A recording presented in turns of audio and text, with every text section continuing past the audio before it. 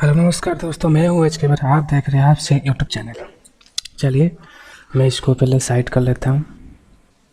ठीक है, पहले जीएसटी पढ़ने से पहले इंट्रोडक्शन जानना ज़रूरी है। क्यों जानना ज़रूरी है? इंट्रोडक्शन तुम जितना जानोगे उतना तुम्हारा क्लैरिटी आएगा एक सब्जेक्ट पढ़ने के लिए। इसीलिए हम पहले इंट्रोडक्शन जानेंगे, उसके बाद इलस्ट्रेशन करेंगे। आज हमारा टॉपिक जो है इंट्रोडक्शन ऑफ जीएसटी है। आज हमारा टॉपिक जो है इंट्रोडक्शन ऑफ जीएसटी है। वो दूसरे टॉपिक पर हम धीरे धीरे एक स्टेप बाय स्टेप ऊपर बढ़ेंगे। और मेरे जो पढ़ाने का तरीका है, तुम जो एग्जाम में जो लिखोगे, मतलब मेन थिंग्स जो एग्जाम में जो लिखोगे, मैं उसी हिसाब से पढ़ाता हूँ। मैं 10 नोट नहीं बनाता हूँ, 10-15 नोट कलरफुल नोट नहीं बनाता हूँ। सिर्फ जो तुम एग्जाम में पढ़ोगे वो एग्जाम में कैसे पास करोगे अच्छे से, मैं उसी में ज़्यादा इंपॉर्टेंस देता हूँ। क्यों ना तुमको 40 मार्क का जीएसटी एग्ज़ाम देना है, 400 मार्क का नहीं। ठीक है, इसलिए सारे सब्जेक्ट है। इसी वजह से तुम अच्छे नंबर से पास होना चाहते तो मतलब एक सब्जेक्ट को, एक सोर्स को फॉलो करो, उसको बार बार रिपीट करके पढ़ाई करो। 10 सोर्स फॉलो करोगे, रिपीटेशन नहीं होगा, रिवीजन नहीं होगा, तुम फेल हो गए। इसलिए जिसको फॉलो करना है करो, कोई टेंशन नहीं है।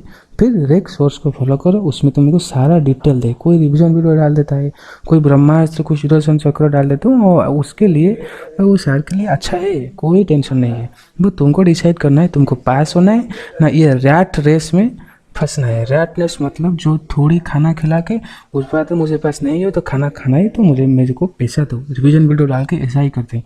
इसी वजह से एक को सोर्स पकड़ो और आराम से अच्छे से करो। चलिए शुरुआत करते हैं आज का session. Difference between direct tax, indirect tax. फिर direct tax, indirect tax difference क्या है ये देखो। Direct levied, it is levied on income and activity conducted.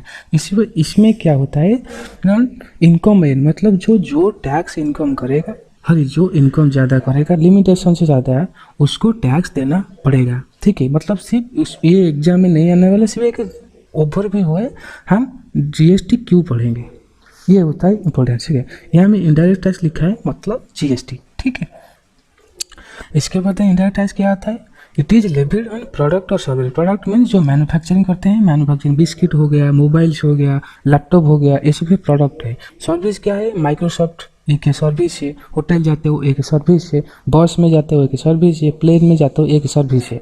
ठीक है, इसी वजह से उसको ऊपर इनडायरेक्ट टैक्स लगता है। अभी आता है पे कौन करेगा, ये इंपॉर्टेंस बात है।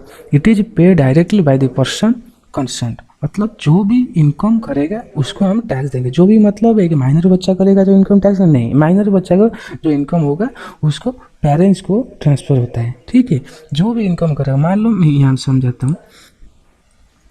मान लो एक इंसान है राम, ठीक है, उसका इनकम है 10 लाख। 10 लाख वो टैक्स देगा। ठीक है, और जिसका स्लैब रेट से नीचे होगा वो टैक्स नहीं देगा। समझ आ गया, ये होता है डायरेक्ट टैक्स, मतलब नॉट ट्रांसफर। राम इनकम करेगा तो राम ही देगा, श्याम इनकम करेगा श्याम देगा। तुम जब चार्टर्ड अकाउंटेंट बन जाओगे, तुम इनकम करोगे तुम टैक्स देगा, तेरे लिए तुम्हारे लिए कोई टैक्स देने वाला नहीं है। ठीक है,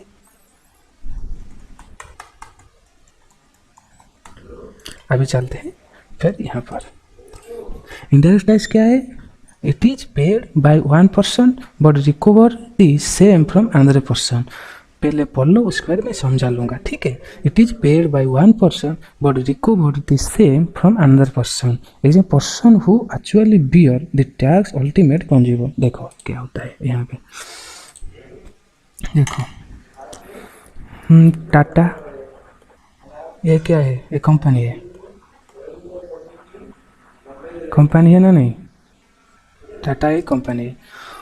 जो तुम सॉल्ट, नमक, सॉल्ट खरीदते हो, सॉल्ट परचेज किए, टैक्स दिए टैक्स, सॉल्ट परचेज किए, कस्टमर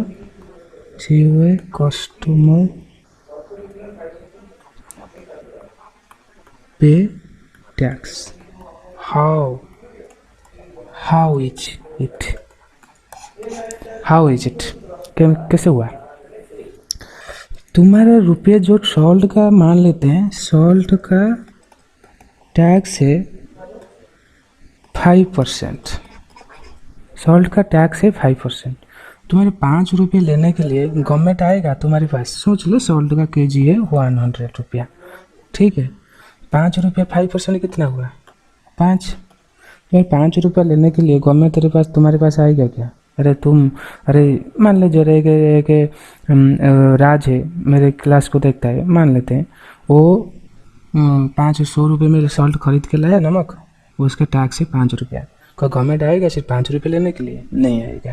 क्यों नहीं? वो 5 रुपये लाने के लिए उसमें 1000 रुपये 5000 रुपये खर्चा होगा तुम्हारे पास आके लेने के लिए, वो एक इंसान तो आएगा ना जरूर। इसी वजह से ये जो इनडायरेक्ट सिस्टम में क्या है, मतलब तुम किसको पे करोगे, मतलब ये मान लेते हैं राज तुम किसको पे करोगे? तू पे करोगे कंपनी को, टाटा को। टाटा किसको पे करेगा? टाटा पे करेगा गवर्नमेंट को, समझ आएगा? तुम पे करोगे टाटा को, टाटा पे करेगा गवर्नमेंट को। अल्टीमेटली पे कौन किया? कंज्यूमर। अल्टीमेटली प्ले किया कंज्यूमर ने किया, अल्टीमेटली पे किया कौन? कंज्यूमर ने। बट किसके वे में? टाटा में। किसके वे में, किसके रास्ते में? टाटा को दिया, टाटा ने इसको दिया। फिर ये क्यों आया? ऐसा क्यों करते हैं?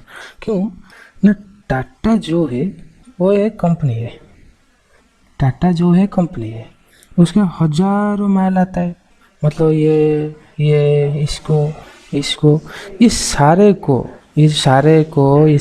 ये गवर्नमेंट अकेले नहीं जाके टैक्स कलेक्ट करने। गवर्नमेंट ने उसी बोला ये जो सारा है ना, तुम टैक्स कलेक्ट करो, हमको दे दो। ओके, हम ही कलेक्ट करेंगे, तुम कलेक्ट कर लो, हमको दे दो।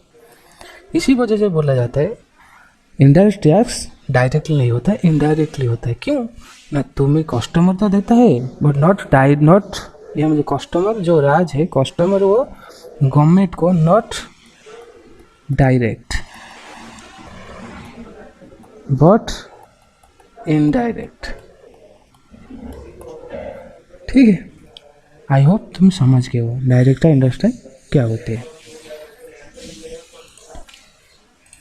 अभी चलो,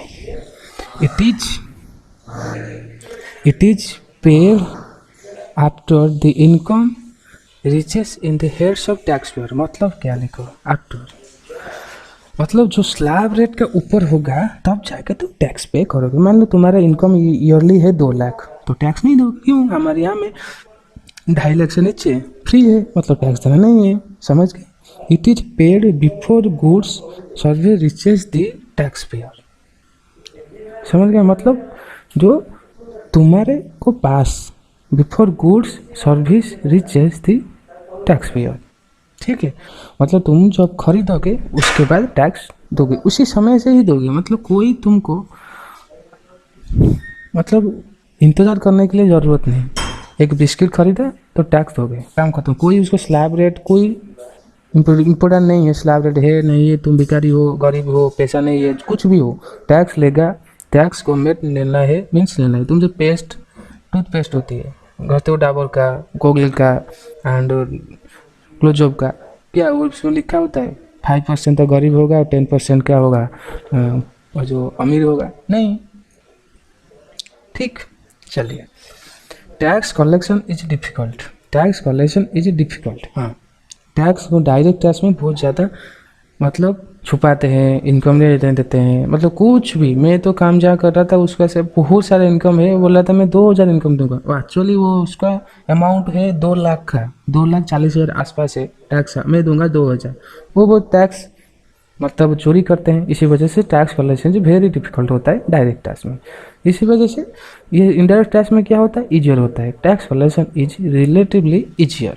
क्यों? मतलब पूरा 100% ईजियर नहीं, मतलब कुछ डायरेक्ट टैक्स से इनडायरेक्ट ईजी होता है। क्यों ना, तुम टैक्स खरीदे, टैक्स दिए, उसके बाद कंपनी को टैक्स मिला, कंपनी तुमको दिया। क्यों ना, तुम बीच में काट नहीं सकते हो ना, एक इंसान तो लिया है ना, तो उसका तो होगा ना, वो डॉक्यूमेंट दिया है, इसी वजह से डायरेक्ट टैक्स आराम से टैक्स मिल जाती है। ये बात सुन के तुमको हैरानी होगी, 64% डायरेक्ट टैक्स ही हमारे इकोनॉमी को जाता है। ठीक है, 64%, ये ज़्यादा भी होगा शायद।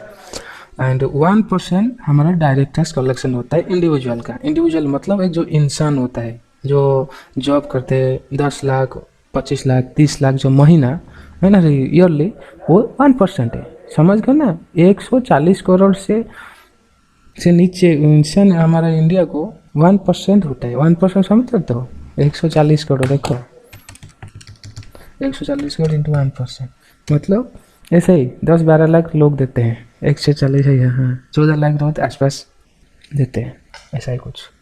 चलो मतलब 1 करोड़ भी नहीं। चलिए, example income tax, example GST. ये जो है डिफ़िकल्ट होता है इनकम टैक्स, एग्जाम्पल जो इजियर होता है GST, excise duty, custom duty, sale tax, service tax etcetera. ठीक है, मेरे हिसाब से ये क्लियर हो चुका है, पूरा क्लियर हो चुका है मेरे हिसाब से। चलिए दूसरी स्टार्ट करते हैं, मतलब next step, explain concept and principle of GST. मतलब क्या प्रिंसिपल है, जीएसटी जो है क्या है, कैसे होता है, कोई तो रूल्स होगा ना। देखो, GST is a broad based on value added tax. Value added tax मतलब जो भी एक रुपया है 15%, एक बिस्किट का दाम है 3%, अरे 3 रुपया, उसको जीएसटी ऐड होता है, इसी वजह से बोलते हैं वैल्यू एडेड टैक्स। ठीक, GST is A destination based tax, मतलब जहाँ में सप्लाई होगा, रिसीव होगा, सप्लाई होगा, मतलब जहाँ में कंजम्पशन होगा वही में टैक्स कलेक्शन ही होगा। मतलब मान लो पार्ले जी कंपनी कहाँ है, हरियाणा में, बोल रहा हमारा हम खाते हैं तो सारे जगह में मिलके जहाँ भी जाओ तो खाते हैं ना, नहीं, बट इसी वजह से डेस्टिनेशन मतलब जहाँ खरीदा होगा वहीं में टैक्स कलेक्शन होगा। मोबाइल पे हम जो मोबाइल लैपटॉप यूज करते हैं वो कहाँ से असेंबल होता है, बनता है, चाइना में मैन्युफैक्चरिंग होता है, असेंबल कोई दिल्ली और तमिलनाडु में होता है, और हम खरीदते हैं ना उड़ीसा में बैठ के आराम से खरीदते हैं, बट क्या टैक्स वहाँ देते हैं, नहीं यहाँ देते हैं, इसी वजह से डेस्टिनेशन बेस्ड टैक्स होता है। GST is technically paid by supplier but it is actually borne by consumer. मैं पहले से बता दिया पहला, मतलब जो भी अल्टीमेटली कंज्यूमर पे करेगा जीएसटी, सप्लायर कुछ भी पे नहीं करेगा, वो अपने हिसाब से करेगा जो बिजनेस के लिए, बट जो वैल्यू होती है एक इन चीज़ें का वो सप्लायर कंज्यूमर पे करेगा। ठीक है, चलिए, GST is A tax on the consumption of product from business sources. बोल दिया पहले से, GST tax on the consumption of product, जब कंजम्पशन होगा तब जीएसटी इनकम होगा, टैक्स लगेगा, जो कंजम्पशन नहीं होगा तो टैक्स नहीं लगेगा, काम खत्म। अभी चलते हैं, what does GST, CGST, IGST mean, मतलब इसे मतलब क्या है, जीएसटी, सीजीएसटी, एसजीएसटी, मतलब इसको क्या है अभी लगते हैं। CGST stands for central goods service tax. क्या है, सी मतलब सेंट्रल, जी मतलब गुड्स, एस मतलब सर्विस, टी मतलब tax. It is levied collected by the central government.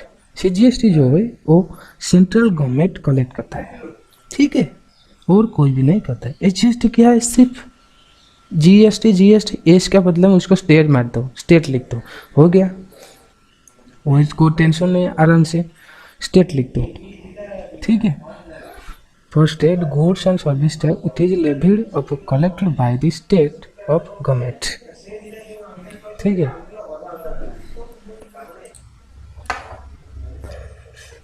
उसके बाद एसजीएसटी बोल चुका हूँ, ये आराम से तुमको एस लिखा दो, देखो stands for goods, G for goods, state, S for S state, goods service tax it is levied control by state government. मान लो सेंटर है, उड़ीसा है, बंगाल है, बिहार है, ये सब स्टेट है, सेंटर एक ही है। चलो अभी चलते हैं आईजीएसटी। एक्चुअली ये फिर क्या है, IGST stand for integrated goods service tax.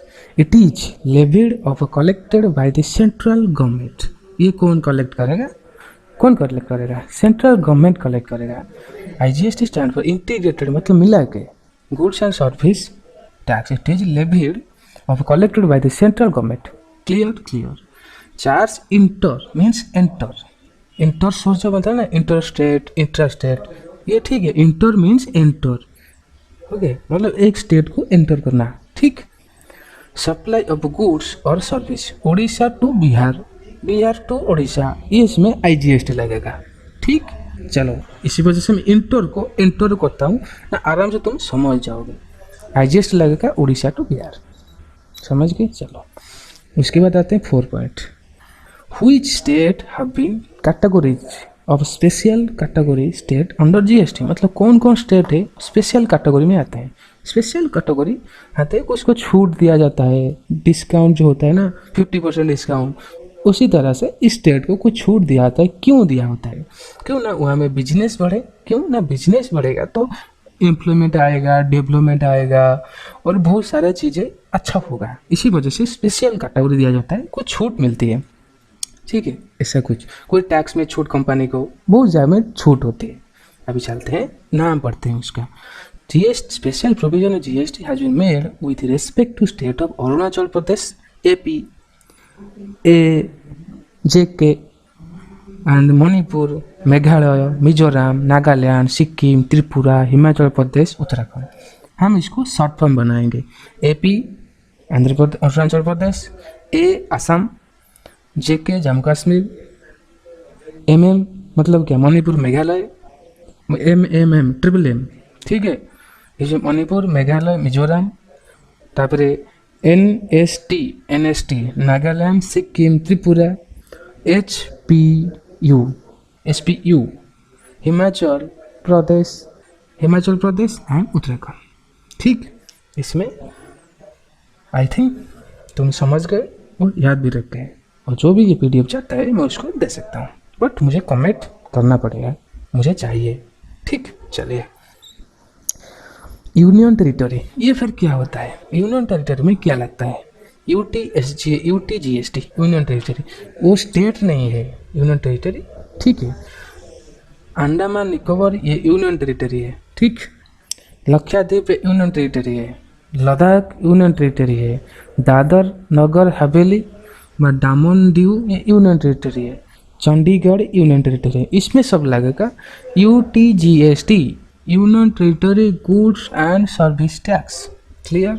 चलो, अभी देखते हैं state and union territory with own legislature. क्या? State and union territory with own legislature, मतलब जो असेंबल होता है, जो पार्लियामेंट नहीं, जो एक राज्यसभा भवन होता है, हमें जो चिल्लाते हैं, डेस्क को फेंकते हैं, जो होता है ना TV में देखते, वही बोलते हैं। दिल्ली में है, जम्मू कश्मीर है, पुडुचेरी में है, मतलब state and union territory with own legislature है ये दोनों। इसमें हम क्या करेंगे? Example, in Ladakh CGST and UTGST is levied on supply of goods और सर्विस और बोथ। यहाँ में क्या लगेगा? ये में दिल्ली, जम्मू कश्मीर, ऐसे भी ये सब क्या लगेगा? CGST एंड UT लेविड दोनों लगेगा, ठीक। चलो, in Delhi GST is levied on supply of goods और सर्विस और बोथ, दोनों का।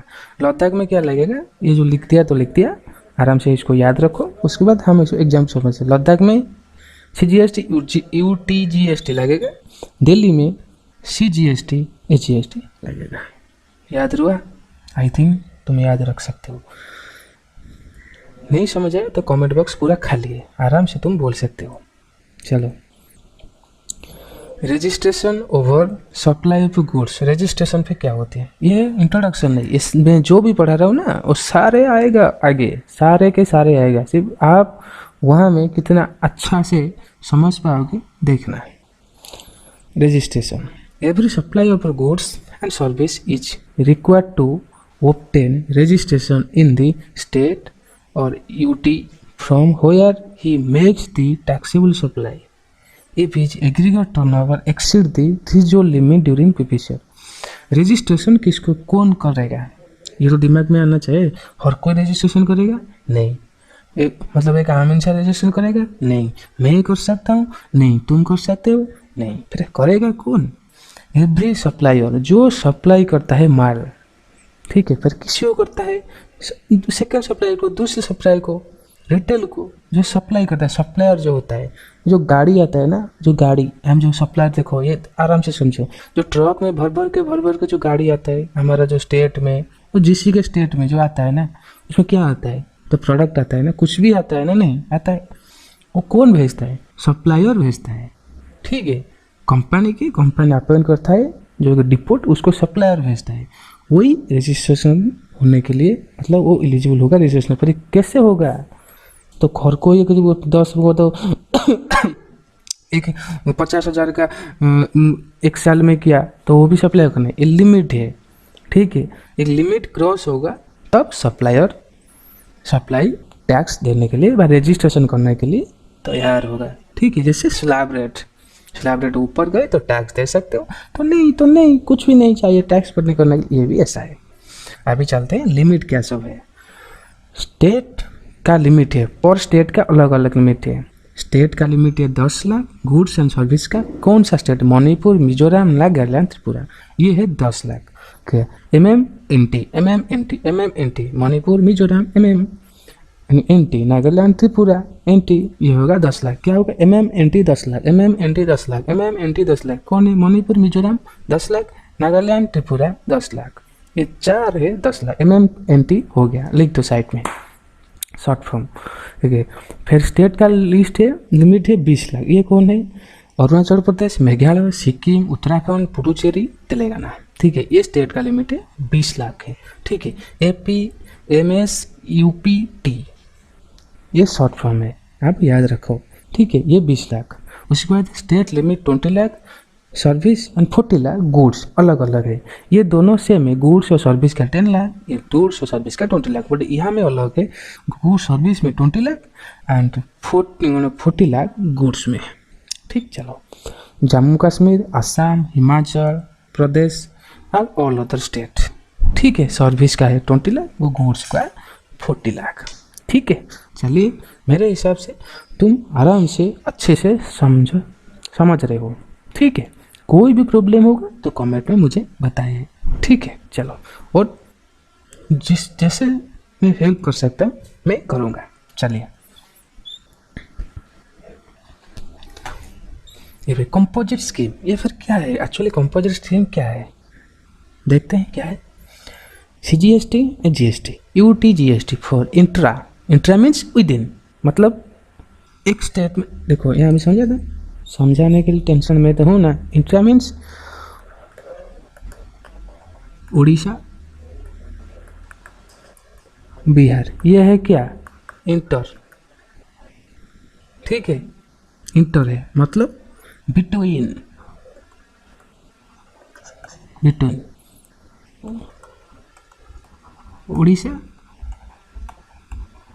उड़ीसा क्या है, विद इन, ये है विद इन, मतलब क्या है, इंट्रा। उड़ीसा टू उड़ीसा ये है intra, with in.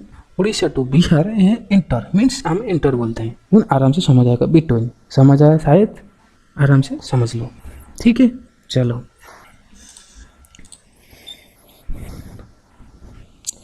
IGST for inter means enter between two state. IGST लगेगा टू स्टेट के अंदर, जो उड़ीसा से बिहार में ट्रांसफर करेगा, बंगाल में ट्रांसफर करेगा, माल सप्लाई करेगा, उसको IGST लगेगा। ठीक है, relief for small business and preliminary manufacture, ये जो चीज़ें है IGST, जो small business and preliminary manufacture नया नया है, हम उसको रिलीफ देते हैं। मतलब कुछ रिलीफ मतलब जीरो नहीं, रिलीफ मतलब थोड़ी बहुत राहत।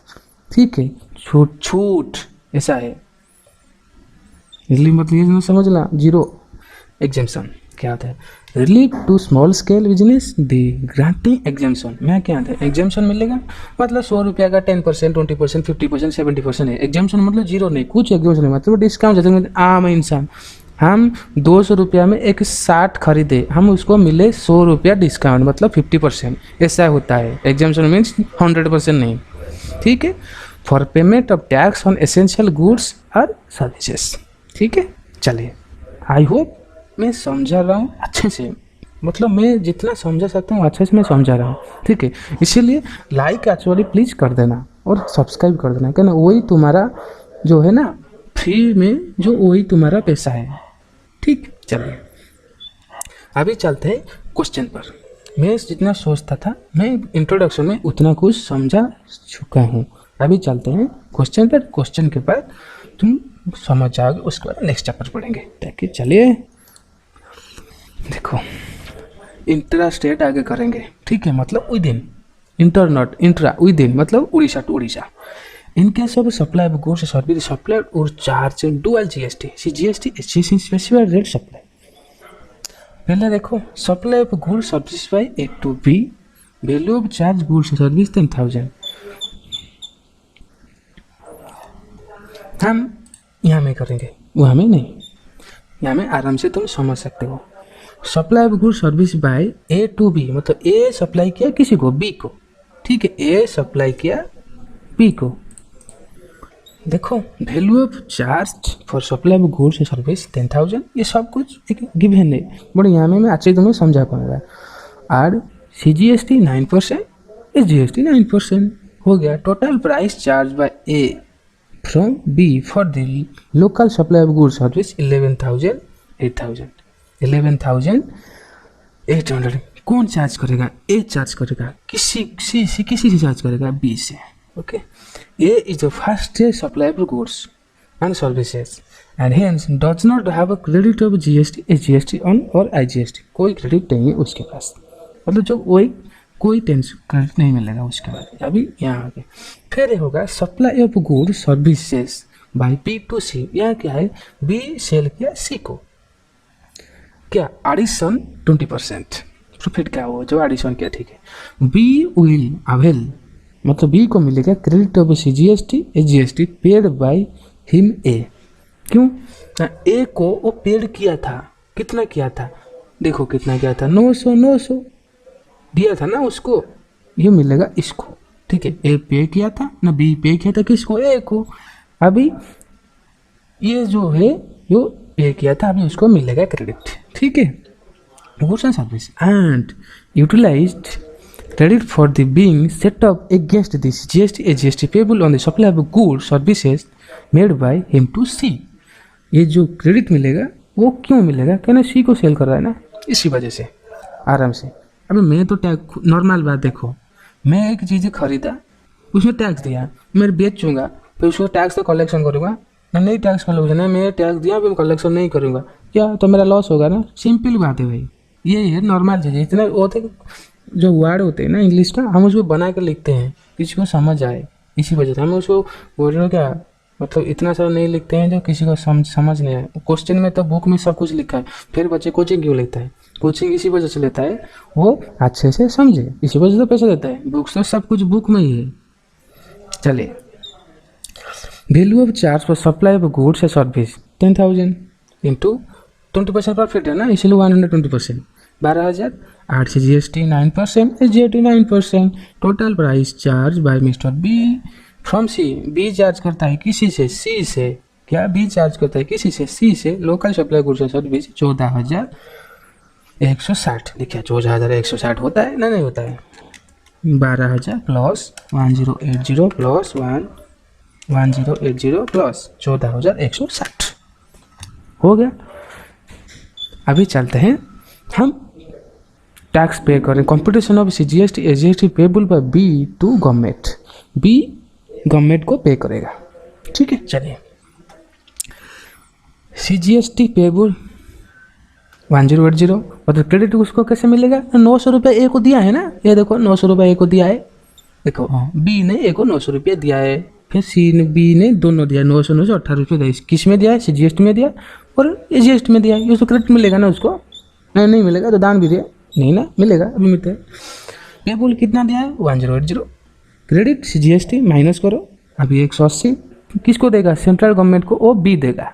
अभी SGST फिर 900 माइनस करो, SGST payable to state government, मतलब बी देगा 180 रुपया, CGST किसको देगा, सेंट्रल को, एंड एस देगा, मतलब बी देगा स्टेट को 180 रुपया। क्यों ना, वो 900 रुपया दिया था, उसको फिर माइनस कर दिया, वो जो 180 मिला उसको देगा कौन, बी देगा सेंट्रल को, स्टेट को। मैं इतना आसान से समझाता हूँ सबको, ठीक है, शायद समझ लो, नहीं सॉरी समझ लो, मैं थोड़ी हिंदी का प्रॉब्लम है, मैं इम्प्रूव कर रहा हूँ। ठीक है, इसमें ज़्यादा मत ध्यान दीजिए, ध्यान दिए आपको पढ़ाई के लिए, मैं उसमें ज़्यादा ध्यान देता हूँ। ठीक है, चलिए। Statement of revenue earned by central and state government, मतलब ये में ए कंप्लीट हुआ, बी कंप्लीट हुआ, सी कंप्लीट हुआ, सबका काम में चला गया। अब हमारा काम है गवर्नमेंट कितना कलेक्शन करेगा, ये जो लफड़ा हुआ है, जो sale A to B to C, इस लफड़ा हुआ है, गवर्नमेंट कितना इनकम करेगा। आखिरी में तो इसी वजह से हम पढ़ रहे, तो गवर्नमेंट कितना इनकम करेगा। चलिए, transaction revenue to central government, revenue to state government, supply goods services A to B 900, supply of goods services by B to C 180, ये टोटल 1080, टोटल 1080 दोनों का same. Question 1 complete, basic complete. Video आधा घंटा ऊपर हो गया, मैं ज़्यादा लंबा वीडियो क्यों नहीं बना रहा हूँ ना, तुम देखोगे नहीं, बहुत बड़ा होगा, तुम तो बोर हो जाओगे, इसीलिए मैं आधा घंटा बनाता हूँ। और सुबह उठ के आराम से देखिए और तुम्हें क्लियर हो जाएगा कॉन्सेप्ट क्या है। मैं इतना, ये क्वेश्चन 2 नेक्स्ट वीडियो में हम करेंगे और अच्छे से करेंगे, फिर आधा घंटा देकर। मेरे होप इतना है, तुम आराम से पढ़ो।